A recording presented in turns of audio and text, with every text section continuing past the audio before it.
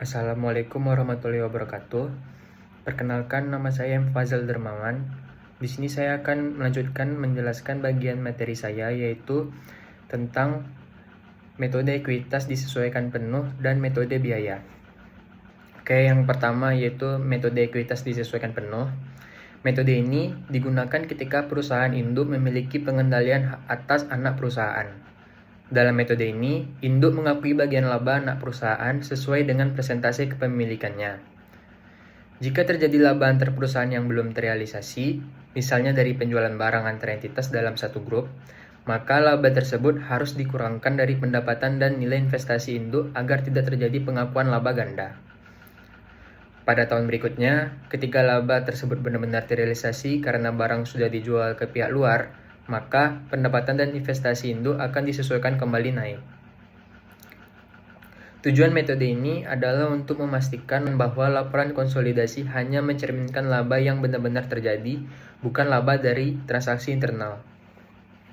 Oke, lanjut ke bagian ayat jurnal metode ekuitas disesuaikan penuh pada tahun 20X1. Misalnya PT Induk memiliki 80% saham PT Anak pada tahun 20X1. PT Anak melaporkan laba bersih sebesar 50 juta dan membagikan dividen sebesar 30 juta. Selain itu, ada penjualan antar perusahaan dengan laba belum terrealisasi sebesar 3 juta. Ayat jurnal pertama yaitu mencatat dividen dari Anak. Kas pada investasi pada saham PT Anak sebesar 24 juta. Itu didapatkan dari 30 juta dikali 80% kepemilikan. Karena metode ekuitas digunakan, dividen ini tidak diakui sebagai pendapatan, melainkan sebagai pengurang nilai investasi agar tidak terjadi pengakuan laba ganda. Lalu mencatat pendapatan dari anak. Investasi pada saham PT Anak pada pendapatan dari anak perusahaan sebesar 40 juta itu didapatkan dari 50 juta dikali 80% kepemilikan. Bagian laba anak sebesar 80% diakui sebagai kenaikan investasi dan pendapatan bagi induk. Lalu menyesuaikan laba belum terrealisasi atau persediaan. Pendapatan dari anak perusahaan pada investasi pada saham PT Anak sebesar 2.400.000 itu didapatkan dari 3 juta dikali 80% kepemilikan. Laba sebesar 3 juta dari penjualan antar perusahaan belum terrealisasi karena barangnya masih ada di gudang anak perusahaan. Lalu selanjutnya penyusunan jurnal eliminasi untuk laporan konsolidasi. Ayat jurnal eliminasi konsolidasi yang pertama yaitu mengeliminasi pendapatan dari anak perusahaan. Pendapatan dari anak perusahaan sebesar 37.600.000 pada dividen diumumkan 24 juta, investasi pada saham PT Anak sebesar 13.600.000. Pendapatan induk yang dieliminasi adalah yang sudah bersih, sebesar 40 juta bruto dikurangi 2,4 juta penyesuaian laba belum direalisasi, yaitu menjadi 37.600.000. Sisanya 13.600.000 menjadi penyesuaian pada akun investasi. Lalu mengalokasikan laba ke kepentingan non-pengendali. Jurnalnya yaitu pendapatan untuk kepentingan non-pengendali sebesar 9.400.000 pada dividen diumumkan sebesar 6 juta, kepentingan non-pengendali sebesar 3.400.000. 9.400.000 itu didapatkan dari 50 juta dikurang 3 juta dikali 20% kepemilikan non-pengendali. Lalu dividen diumumkan itu sebesar 6 juta didapatkan dari 30 juta dikalikan 20% kepemilikan non-pengendali. Lalu mengeliminasi saldo investasi awal. Jurnalnya yaitu saham biasa PT Anak sebesar 200 juta, saldo laba 1 Januari 100 juta, pada investasi pada saham PT Anak sebesar 240 juta, kepentingan non-pengendali sebesar 60 juta. Lalu mengeliminasi penjualan upstream antar perusahaan atas persediaan. Jurnalnya yaitu penjualan sebesar 10 juta pada beban pokok penjualan 7 juta dan persediaan 3 juta. Jurnal ini menghilangkan penjualan antar perusahaan sebesar 10 juta dan beban pokok penjualan 7 juta dari selisih 3 juta laba belum realisasi. Kita kredit ke persediaan untuk menurunkan nilai persediaan konsolidasi dari harga jual anak ke biaya perolehan entitas konsolidasi. Lalu selanjutnya ayat jurnal metode ekuitas disesuaikan penuh pada tahun 20X2. Pada tahun 20X2 ini diasumsikan PT Anak memperoleh laba bersih sebesar 75 juta dan mengumumkan dividen sebesar 40 juta. Lalu yang pertama yaitu mencatat dividen dari PT Anak. Jurnalnya kas sebesar 32 juta pada investasi pada saham PT Anak sebesar 32 juta. Itu didapatkan dari 40 juta dikali 80% kepemilikan. Lalu mencatat kependapatan metode ekuitas. Jurnalnya yaitu investasi pada saham PT Anak sebesar 60 juta pada pendapatan dari anak perusahaan sebesar 60 juta. Itu didapatkan dari 75 juta dikali 80% kepemilikan. Di tahun 20X2 ini persediaan sudah laku ke pihak luar, maka laba 3 juta itu sah. Induk harus mengakui kembali dengan jurnal investasi pada saham PT Anak sebesar 2.400 pada pendapatan dari anak perusahaan sebesar 22.400.000. Itu didapatkan dari 3 juta dikali 80%. Lalu selanjutnya ayat jurnal eliminasi konsolidasi pada tahun 20X2. Jurnal yang pertama yaitu mengeliminasi pendapatan dari anak perusahaan.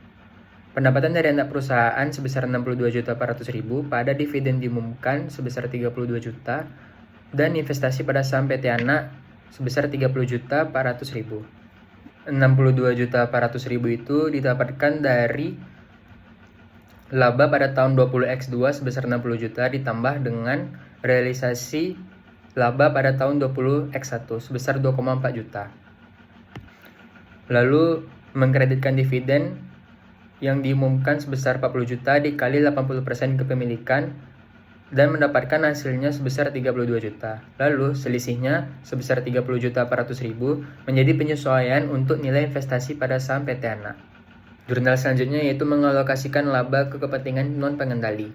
Jurnalnya yaitu pendapatan untuk kepentingan non-pengendali sebesar 15.600.000 pada dividen diumumkan sebesar 8 juta dan kepentingan non-pengendali sebesar 7.600.000. 15.600.000 itu didapatkan dari 75 juta ditambah 3 juta dikali 20% kepemilikan non-pengendali. Dan dividen diumumkan sebesar 8 juta itu didapatkan dari 40 juta dikali dengan 20% kepemilikan non-pengendali. Lalu mengeliminasi saldo investasi awal. Jurnalnya yaitu saham biasa PT Anak sebesar 200 juta dan saldo laba 1 Januari 120 juta pada investasi pada saham PT Anak sebesar 256 juta dan kepentingan non-pengendali sebesar 64 juta. Selanjutnya mengeliminasi keuntungan persediaan awal. Jurnalnya yaitu investasi pada saham PT Anak sebesar 2.400.000 dan kepentingan non-pengendali sebesar 600.000 pada beban pokok penjualan sebesar 3 juta. Ini merupakan jurnal yang secara formal merealisasi total laba belum realisasi di kertas kerja konsolidasi. Laba belum realisasi sebesar 3 juta, kini diakui dengan mengkreditkan beban pokok penjualan. Mengkreditkan beban pokok penjualan akan meningkatkan laba konsolidasi di tahun 20X2. Mendebitkan investasi sebesar 2,4 juta dan kepentingan non-pengendali sebesar 600.000, ini untuk menyesuaikan saldo awal mereka. Penyesuaian ini memastikan bahwa kenaikan laba 3 juta tersebut terbagi 80% ke induk dan 20% ke kepentingan non-pengendali. Karena laba tersebut sudah dicatat oleh induk di jurnal nomor 45. Oke, selanjutnya yaitu metode biaya. Metode biaya digunakan ketika perusahaan induk mencatat investasinya pada anak perusahaan sebesar biaya peroleh awal atau harga beli saham yang dibayarkan. Dalam metode ini, induk tidak melakukan penyesuaian terhadap perubahan laba atau rugi anak perusahaan setelah akuisisi. Ketika anak perusahaan memperoleh laba dan menahannya, induk tidak menambah nilai investasinya karena laba tersebut belum diterima dalam bentuk kas. Namun, jika anak perusahaan membagikan dividen, induk akan mencatatnya sebagai pendapatan dividen tanpa mengubah nilai investasi yang telah dicatat sebelumnya. Berbeda dengan metode ekuitas, keuntungan antar perusahaan yang belum direalisasi juga tidak disesuaikan dalam metode ini. Hal ini membuat metode biaya terlihat lebih sederhana, tetapi bisa saja kurang mencerminkan kinerja konsolidasi secara menyeluruh karena masih ada laba internal yang belum terrealisasi di laporan keuangan. Tujuan metode ini adalah untuk memberikan gambaran yang praktis dan mudah diterapkan, meskipun tidak sekomprehensif metode ekuitas dalam menunjukkan hubungan ekonomi antara induk dan anak perusahaan. Lalu masuk ke ayat jurnal eliminasi konsolidasi tahun 20X1. Jurnal yang pertama yaitu mengeliminasi pendapatan dividen dari anak perusahaan. Jurnalnya pendapatan dividen sebesar 24 juta pada dividen diumumkan sebesar 24 juta. Itu didapatkan dari 30 juta dikali 80% kepemilikan. Lalu mengalokasikan laba ke kepentingan non-pengendali. Jurnalnya yaitu pendapatan untuk kepentingan pengendali sebesar 9.400.000 pada dividen diumumkan sebesar 6 juta dan kepentingan non-pengendali sebesar 3.400.000. 9.400.000 itu didapatkan dari 50 juta dikurang 3 juta dikali 20% kepemilikan non-pengendali. Dan dividen diumumkan sebesar 6 juta itu didapatkan dari 30 juta dikali 20% kepemilikan. Lalu mengeliminasi saldo investasi awal. Jurnalnya yaitu saham biasa PT Anak sebesar 200 juta dan saldo laba 1 Januari sebesar 100 juta pada investasi pada saham PT Anak sebesar 240 juta dan kepentingan non-pengendali sebesar 60 juta. Lalu mengeliminasi penjualan upstream antar perusahaan atas persediaan, yaitu jurnalnya penjualan sebesar 10 juta pada beban pokok penjualan sebesar 7 juta dan persediaan sebesar 3 juta. Ini sama dengan metode ekuitas penuh, menghilangkan transaksi internal dan menyesuaikan persediaan sebesar laba belum realisasi 3 juta. Lalu selanjutnya, ayat jurnal eliminasi konsolidasi pada tahun 20X2. Yaitu jurnal pertama yaitu mengeliminasi pendapatan dividen dari anak perusahaan.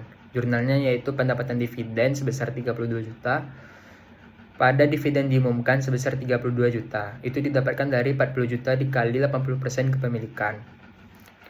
Lalu jurnal yang kedua, mengalokasikan laba ke kepentingan non-pengendali. Jurnalnya yaitu pendapatan untuk kepentingan non-pengendali sebesar 15.600.000 pada dividen diumumkan sebesar 8 juta dan kepentingan non-pengendali sebesar 7.600.000. 15.600.000 itu didapatkan dari 75 juta ditambah 3 juta dikali 20% kepemilikan non-pengendali. Lalu dividen diumumkan sebesar 8 juta itu didapatkan dari 40 juta dikali 20% kepemilikan non-pengendali. Lalu mengeliminasi saldo investasi pada tanggal akuisisi. Saham biasa PT Anak sebesar 200 juta dan saldo laba 1 Januari sebesar 120 juta pada investasi pada saham PT Anak sebesar 256 juta dan kepentingan non-pengendali sebesar 64 juta. Lalu mengalokasikan laba anak perusahaan tidak didistribusikan periode sebelumnya ke kepentingan non-pengendali. Jurnalnya yaitu saldo laba 1 Januari sebesar 4 juta pada kepentingan non-pengendali sebesar 4 juta. Itu didapatkan dari 20 juta dikali 20%. 20 juta ini didapatkan dari laba anak 20X1 yang ditahan, yaitu sebesar 50 juta laba dikurang dengan 30 juta dividen, lalu dapatlah sebesar 20 juta. Lalu jurnal selanjutnya itu mengeliminasi keuntungan persediaan awal, yaitu jurnalnya saldo laba 1 Januari sebesar 2.400.000 dan kepentingan non-pengendali sebesar 600.000 pada beban pokok penjualan sebesar 3 juta. Jurnal eliminasi ke-58 ini adalah alat koreksi tahunan dalam metode biaya. Ini memastikan bahwa laba yang sah di tahun 20X2 melalui kredit beban pokok penjualan diimbangi dengan pengurangan yang benar pada saldo awal induk dan kepentingan pengendali, sehingga laporan konsolidasi menjadi bersih dari jejak kesalahan pencatatan tahun sebelumnya. Jadi kesimpulan dari materi saya yaitu metode ekuitas penuh melakukan koreksi laba antar perusahaan di buku induk, sehingga jurnal eliminasi di kertas kerja menjadi lebih sederhana. Sementara, metode biaya menunda semua koreksi, sehingga jurnal eliminasi di kertas kerja, khususnya jurnal penyesuaian saldo laba awal, menjadi lebih kompleks di tahun berikutnya. Namun, yang terpenting kedua metode ini pada akhirnya akan menghasilkan angka laporan keuangan konsolidasi yang sama persis. Demikian presentasi dari materi saya. Terima kasih atas perhatian dan kesempatan yang diberikan. Saya tutup. Assalamualaikum warahmatullahi wabarakatuh.